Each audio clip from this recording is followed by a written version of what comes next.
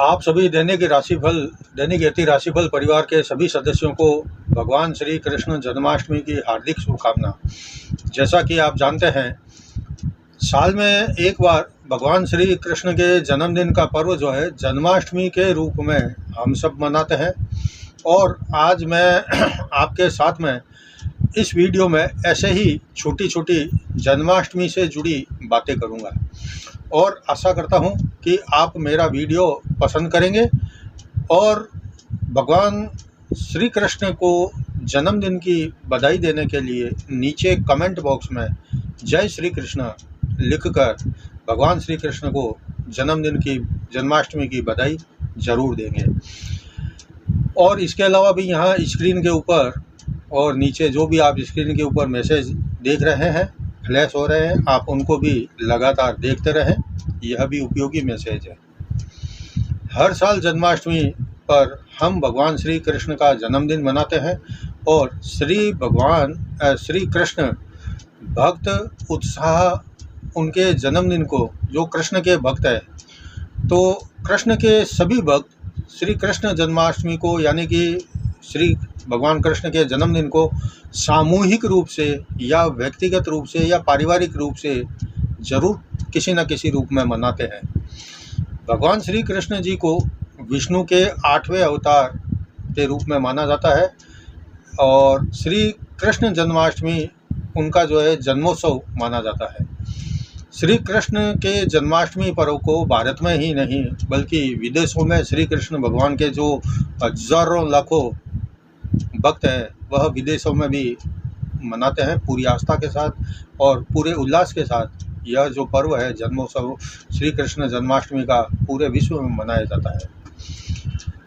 जैसा कि आप जानते हैं कि अत्याचारी कंस का विनाश करने के लिए भगवान श्री कृष्ण ने अपना अवतार भाद्रपद माह की कृष्ण पक्ष की अष्टमी तिथि को मध्य रात्रि में मथुरा में जन्म लिया था। इसलिए भगवान श्री कृष्ण स्वयं इस दिन पृथ्वी पर अवतरित हुए थे। अतः इस दिन को श्री कृष्ण जन्माष्टमी के रूप में मनाया जाता है। इस पावन पर्व के मौके पर भगवान की जो है मोहक रूप देखने के लिए, छवि देखने के लिए दूर दूर से मथुरा के अंदर जो है श्रद्धालु इस दिन के लिए मथुरा आया करते हैं, देखा करते हैं। भगवान श्री कृष्ण की लीला, उनकी झांकी, उनके सौंदर्य रूप को देखने के लिए बहुत भीड़ लगती है। श्री कृष्ण जन्मोत्सव पर मथुरा कृष्णमय हो जाता है। मंदिरों को खास तौर पर सजाया जाता है। जन्माष्टमी के दिन स्त्री पुरुष 12 बजे तक रात को अपना व्रत रखते हैं और रात को 12 बजे के बाद में भगवान को भोग लगाने के लिए फिर अपना व्रत खोलते हैं, कुछ खाते हैं। जन्माष्टमी के दिन मंदिरों में झांकियाँ सजाई जाती है और भगवान श्री कृष्ण को झूला झूलाया जाता है और साथ ही रास लीला का भी कहीं कहीं पर मंदिरों में आयोजन किया जाता है।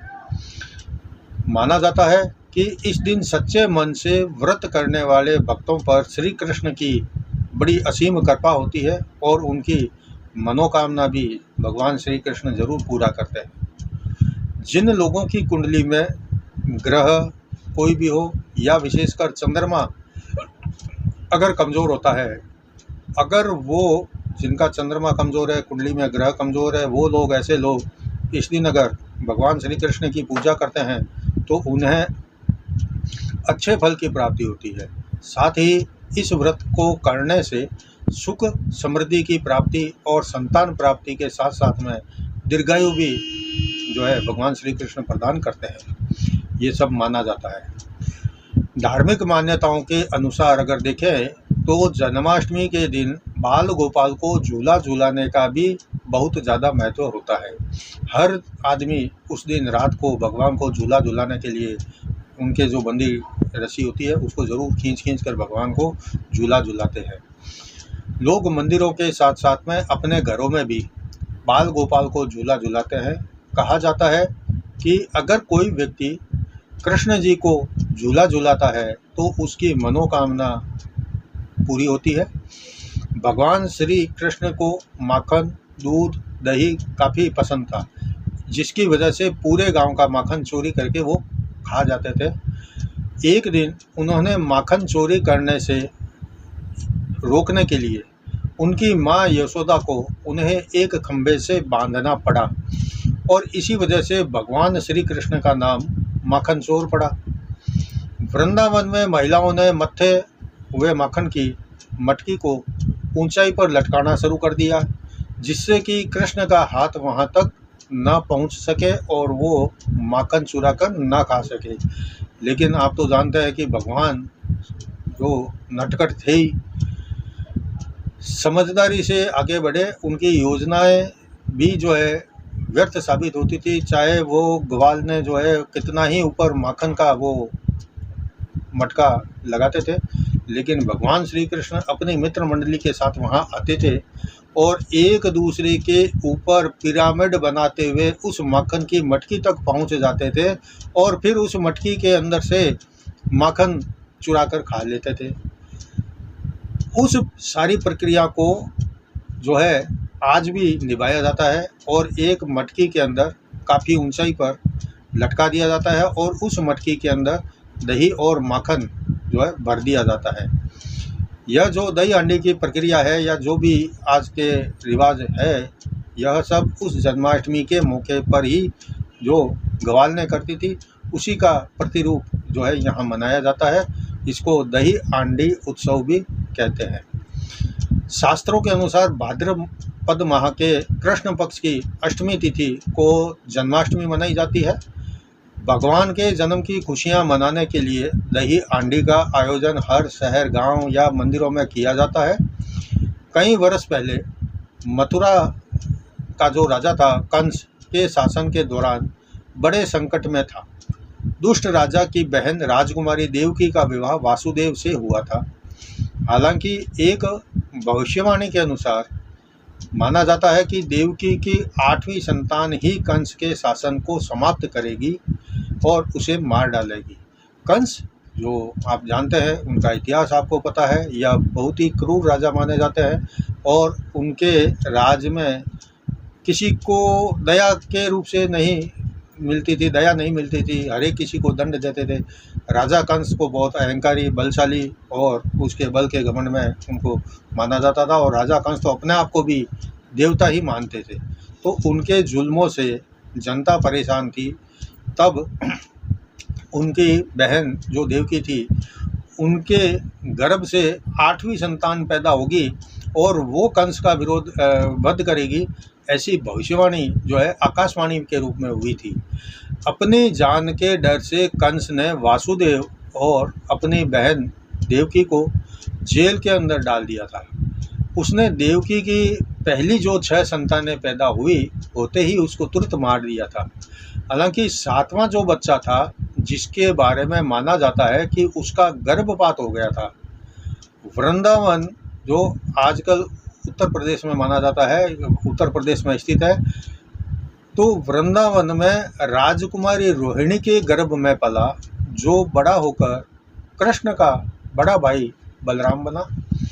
जब 8वें बच्चे कृष्ण का जन्म हुआ तो ऐसा कहा जाता है कि देवताओं ने स्वयं वासुदेव को बच्चे को अपने चचेरे भाई और भाभी ननद और यशोदा के घर वृंदावन में ले जाने में बहुत मदद की थी। उनको जिस प्रकार की कैद में डाला था, तो उस कैद के 7 दरवाजे थे, तो 7 दरवाज़ों पर पहरेदार बैठे रहते थे। 7 दरवाज़ों के ऊपर कड़ा पहरा रहता था और बड़े बड़े ताले लटका दिए गए थे, ताकि इसके जो कंस के बहन बहनोई थे वो कैद से भाग नहीं जाए और उनके जितने भी संतानें हो वो सारी की सारी जेल के अंदर हो, और जेल के अंदर संतान जैसे ही उत्पन्न होती है तो कंस को सूचना मिल जाए और कंस जो है उसको सबसे पहले आकर मारने का काम करे। इसी प्रकार से उन्होंने 7 बार उनको मार दिया था। जहाँ वे भगवान ने ऐसी व्यवस्था की कि जहाँ वे कृष्ण को अपने बेटे के रूप में बड़ा करेंगे, उस दिन भारी बरसात और गड़गड़ाहट हो रही थी, जिसके बीच में वासुदेव ने भगवान श्री कृष्ण को अपने सिर पर एक टोकरी के अंदर रखकर उठाया और भगवान जो दूसरे देवी देवता थे उन्होंने सहायता की। तो इतनी तेज तूफानी नदी के बीच में से भी उनको हिम्मत लगी और वासुदेव जी ने जो है उनका टोकरा कृष्ण जी का सर पर उठाकर वो नदी को पार कर गए, क्योंकि उनको देवता का आशीर्वाद था। शेषनाग जो होता है वह खुद जब वासुदेव जी कृष्ण भगवान को टोकरी में सर के ऊपर लेकर जा रहे थे तो इतना भारी तूफान चल रहा था, इतनी भारी बारिश चल रही थी, नीचे भारी नदी तूफानी गति से बह रही थी, तो उसमें वासुदेव जी का सुरक्षित नदी पार करना मुश्किल था। लेकिन जो शेषनाग थे उन्होंने तुरंत आकर वासुदेव जी को आश्रय दिया, यानी कि अपना जो फण होता है वह उनके ऊपर फैला दिया और बरसात तूफान का असर जो है वासुदेव जी पर नहीं होने दिया, और जो नदी की तेज धारा थी उसको भी जो है धीमे या ऐसा कर दिया निर्मल की वासुदेव जी भगवान श्री कृष्ण को लेकर के इस पार से उस पार चले गए।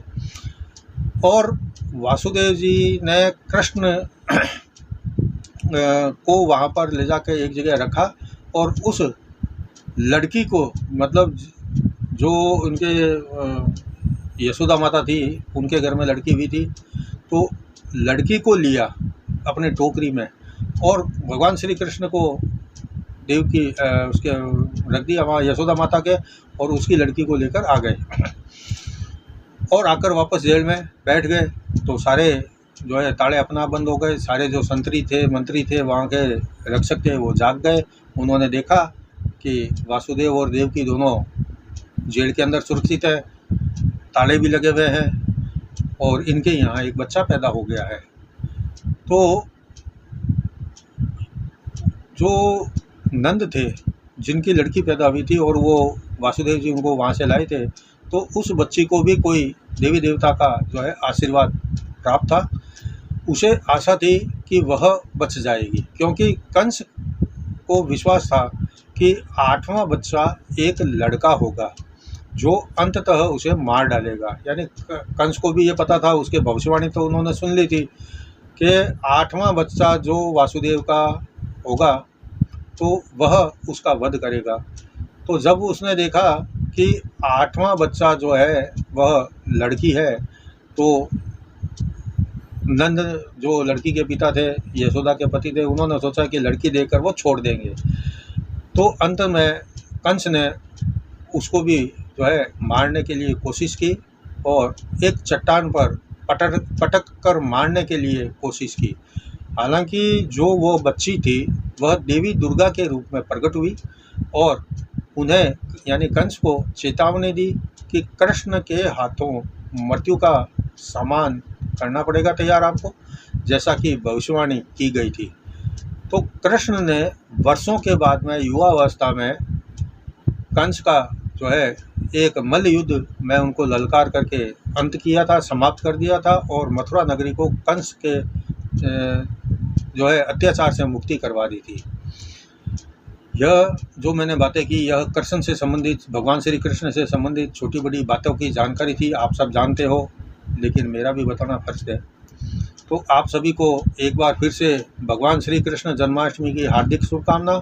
आप सभी खूब धूमधाम से जोश व उत्साह के साथ भगवान श्री कृष्ण का जन्माष्टमी पर्व मनाएं और भगवान को पकवान का भोग लगाएं। कल मैं आपको राहु और केतु के अगले महीने यानी अक्टूबर महीने में 30 तारीख को राशि परिवर्तन करने से आपकी राशि पर उसका क्या फर्क पड़ेगा यह मैं बताऊंगा।